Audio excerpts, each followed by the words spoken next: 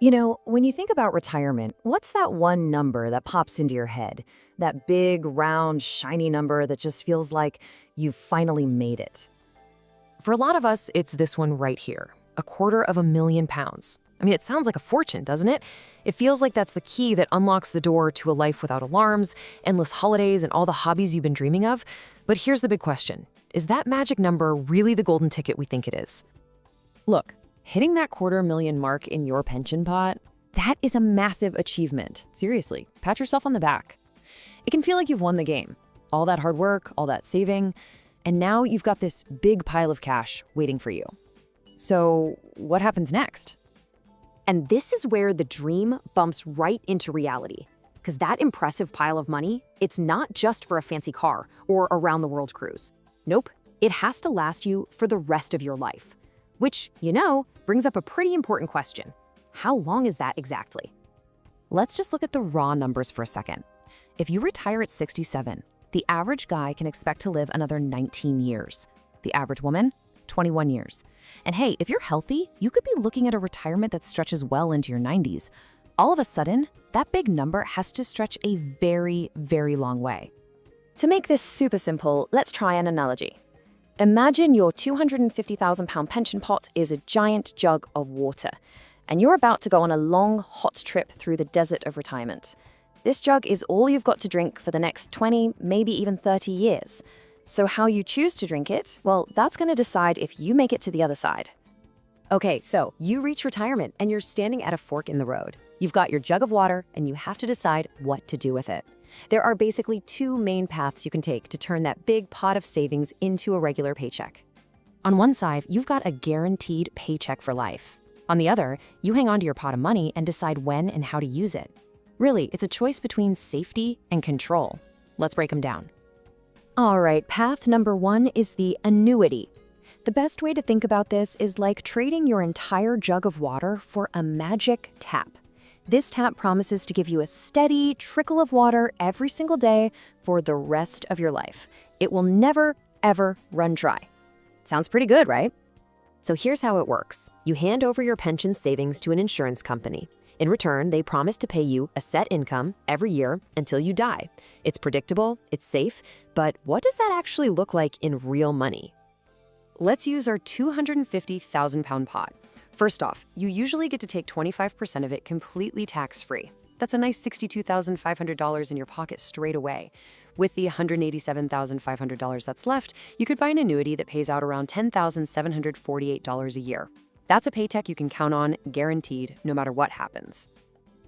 And here's the trade-off, plain and simple.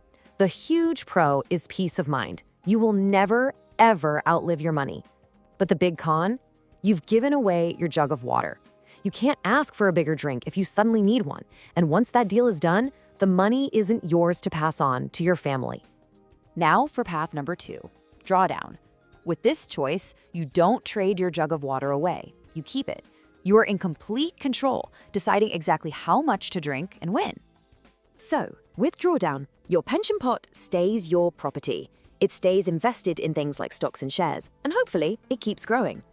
You then just draw an income from it whenever you want. Maybe you take more one year for a big holiday and a little less the next. It's all up to you.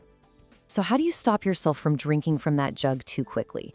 Well, there's a common guideline called the 4% rule.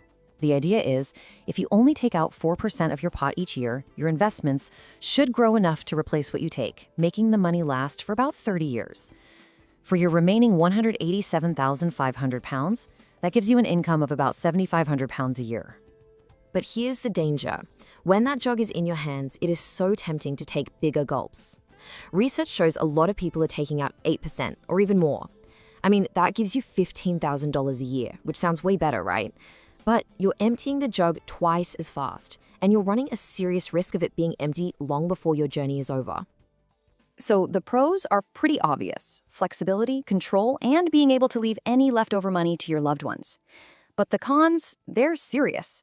The biggest risk, of course, is running out of cash. And remember, your pot is still invested, so a big stock market crash could shrink your savings right when you need them the most. Okay, we've seen the two big paths, the magic tap versus your own jug of water. Now let's put these numbers side by side and finally answer that big question we started with. Is 250,000 pounds enough? Let's just lay it all out. The annuity gives you about 10,700 pounds a year. The safe drawdown gives you 7,500. Now let's add in the full state pension. Your total income is around 22,700 pounds with the annuity or 19,400 pounds with drawdown. But here's the real kicker. The amount that's estimated for a comfortable retirement for one person is over 43,000 pounds a year. As you can see, both options leave a pretty significant gap. And that really brings us to the most important point. Having 250,000 pounds in your pension is a fantastic foundation for retirement. It's a truly incredible achievement, but it is not, on its own, a golden ticket to a life of luxury. The number itself isn't nearly as important as the plan you have for it. You know, the goal here isn't to give you one right answer. It's to help you ask the right questions. Are you going to trade your savings for that lifelong security? Or are you going to take control with all the risks and all the rewards that come with it? Ultimately, it all comes down to this. What's your plan for your jug of water?